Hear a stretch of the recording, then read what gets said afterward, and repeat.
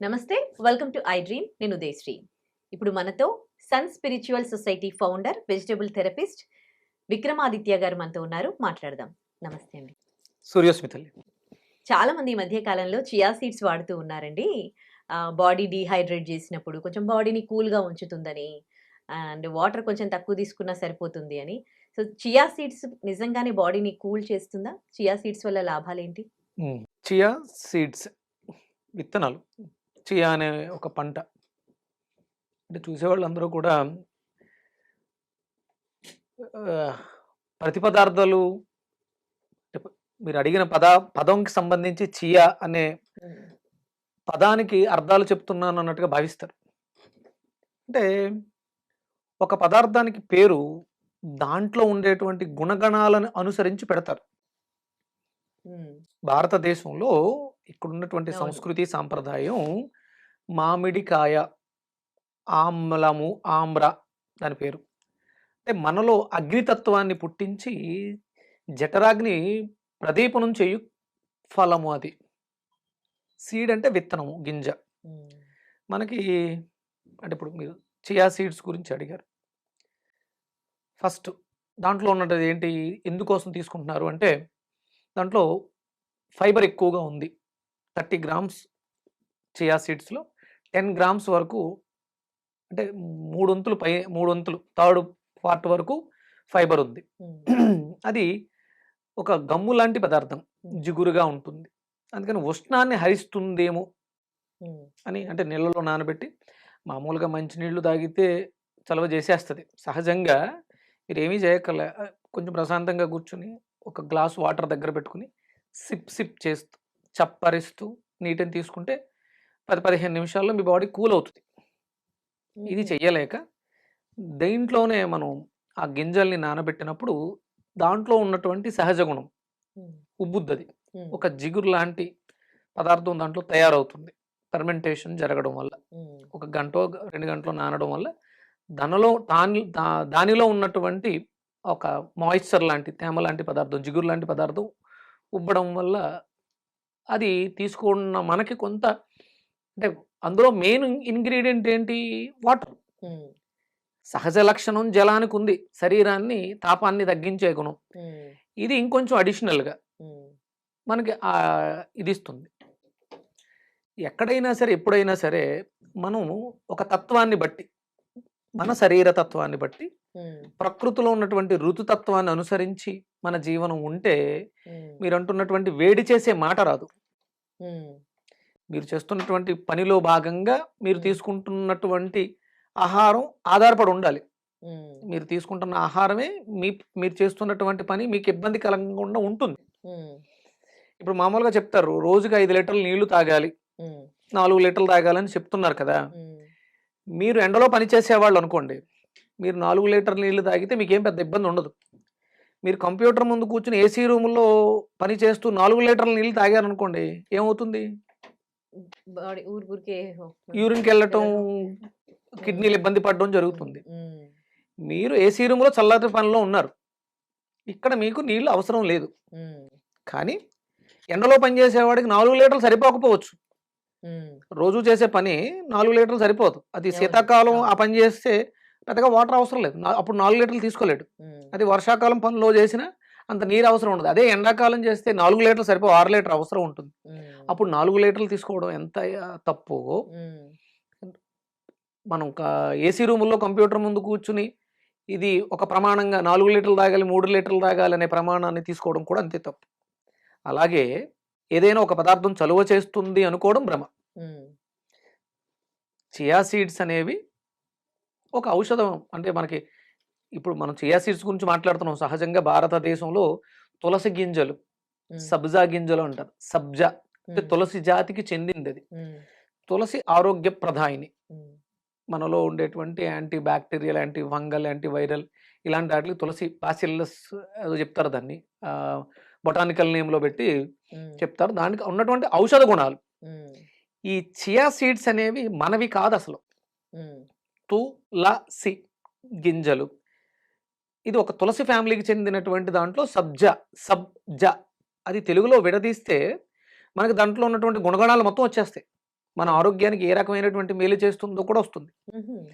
Chia హ్మ్. అంటే మన లాంగ్వేజ్ కాదు. అక్కడ హ్మ్. వాళ్ళ పరిభాష, వాళ్ళ దానికి అర్థం వేరే ఉంటుంది. హ్మ్. ఇది దిగుమతి చేసుకున్నటువంటి పదార్థం. హ్మ్. మనం అన్నిట్లికి వెస్ట్రన్ కల్చర్ బాగా ఎక్కువ ఆధారపడి దీంట్లో ఆ ఉపయోగాలు ఉన్నాయి, ఈ ఉపయోగాలు ఉన్నప్పుడు ఇక మళ్ళీ ఆ ప్రాబ్లమ్ రాకూడదు కదా! మన జీవనంలో భాగం కాదు. హ్మ్. అది అప్పుడప్పుడు ఔషధ సేవనం, సబ్జా గింజలు మంచివే అని చెప్పేసని రోజు తాగుతూ కూర్చుంటే కరెక్ట్ కాదు. అంటే అది హాని ఏం చేయదు గదా! ఎందుకు చేయదు? అంటే దానివల్ల ఏం హార్మ్ అవుతుంది బాడీకి? బాడీ కూల్ అయిపోతుందమ్మా. ఇప్పుడు మన శరీర తత్వాలే ఇట్లా ఉంటాయిగా. పిత్తం, వాతం, కఫం అని ఆ! 3 ఆ! రకాలు. అంటే ఒక్కొక్క మనిషికి తను పుట్టిన సమయాన్ని బట్టి ఒక నక్షత్రాన్ని నిర్ణయిస్తారు.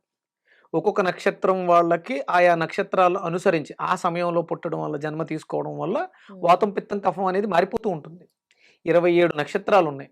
హ్మ్. 27 నక్షత్రాలకి ఒకేలా వాతం, పిత్తం, కఫం ఉండదు. అశ్విని హ్మ్. నక్షత్రానికి వాతం, పిత్తం, కఫం ఒకలా ఉంటుంది. భరణి నక్షత్రానికి పిత్తం, వాతం, కఫం హ్మ్. ఆ రేంజ్ మారుతూ ఉంటుంది. హ్మ్. ఎవ్వరికీ ఒకేలా ఉండదు. అందుకని ఇది మంచిది ఎవరికి అంటే అది వైద్యుడు ఒక్కడే సూచించగలడు. ఎప్పుడు అంటే ఆ ఋతువును సంబంధించి. కానీ నేను అంటే చాలా మందితో మాట్లాడుతూ ఉన్నప్పుడు ఫ్రెండ్స్ గాని వాళ్ళ బాడీ తత్వం గురించి చెప్తూ ఉంటారు. అంటే ఎప్పుడు కొంతమంది బాడీ హీట్‌గానే ఉంటుంది. అవును. ఎప్పుడు కొంతమందికి వాళ్ళు చల్లగా ఉంటారు. వేడి పదార్థాలు తీసుకోవడానికి ఇష్టపడుతూ ఉంటారు. అవును.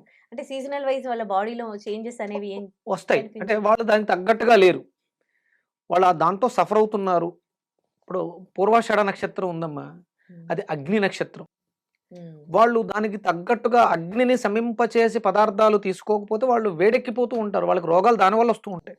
హ్మ్. మీ శరీర తత్వాన్ని తగ్గట్టుగా మీరు తీసుకునేటువంటి ఆహారం లేకపోతే మీరు సమస్యలను ఎదుర్కొంటూ ఉంటారు.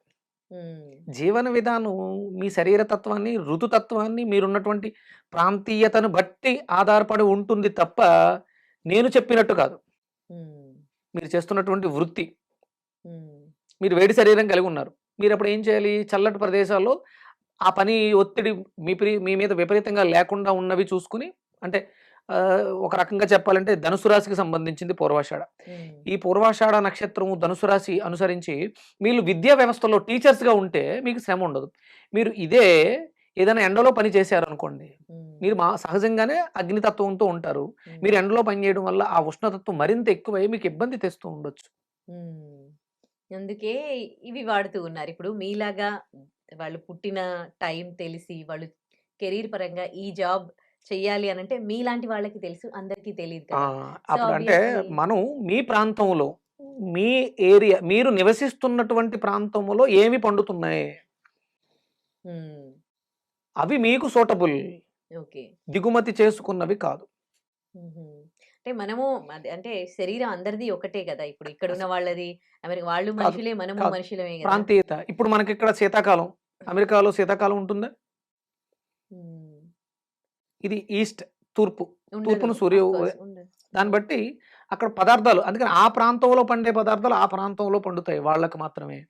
మీరు నివసిస్తున్నటువంటి భారతదేశ భౌగోళిక అంశాలను దృష్టిలో పెట్టుకొని ఇక్కడున్నటువంటి పండే సీజనల్ అన్నీ ఒకేసారి పండవు. హ్మ్. మనకి ఉష్ణం అధికంగా ఉంటుంది. కానీ హ్మ్. ఎండాకాలమే మామిడికాయలు కాస్తాయి. హ్మ్. అవును. ఎందుకు అంటే ఉష్ణమైన శీతలం అనేది మనకి పనిచేస్తుంది. వాళ్ళకి పనిచేయదు. మనం విపరీతమైనటువంటి గొడ్డు కారం తింటాం. వాళ్ళు తినలేరు. హ్మ్. అందరూ మనుషులమేగా.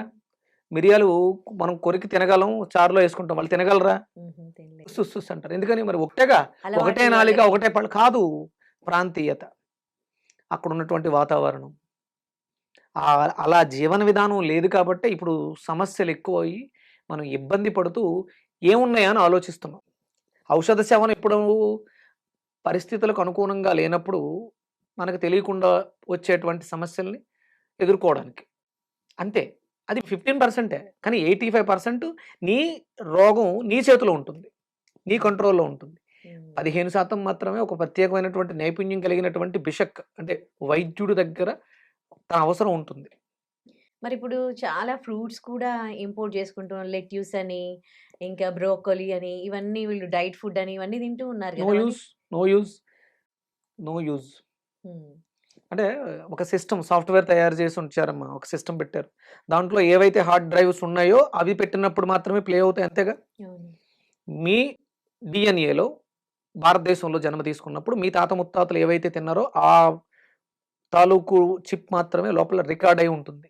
అవి తిన్నప్పుడు ఇది మామిడి పండు, ఇది మా పూర్వీకుల డిఎన్ఏ నుంచి వచ్చింది కాబట్టి అది యాక్సెప్ట్ చేస్తుంది. మిగతావన్నీ కూడా డస్ట్‌బిన్‌లో ఏసినట్టే.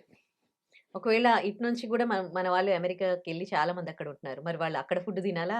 ఇక్కడ ఫుడ్ తినాలా? కొంతకాలం ఇక్కడ నుంచి పట్టుకెళ్ళినటువంటి ఆహారాన్ని తీసుకుంటూ అక్కడ పదార్థాన్ని కూడా అలవాటు చేసుకోవాలి. అక్కడ ఉంటున్నారు గాబట్టే. అక్కడ జీవన విధానానికి తగ్గట్టుగా అక్కడ ప్రాంతీయతను బట్టి మార్చుకుంటూ ఉండాలి. అందుకని చియా సీడ్స్ మంచివే. అది వాళ్ళకి. ఇక్కడ వాళ్ళకి వేడి చేసింది అనిపించినప్పుడు ముందు ఫస్టు నీటిని తీసుకోవడానికి ప్రయత్నం చేయండి. ఒకవేళ దానివల్ల కూడా కంట్రోల్ కాకపోతే సబ్జా గింజలు మనకి దొరుకుతాయి. ఓకే.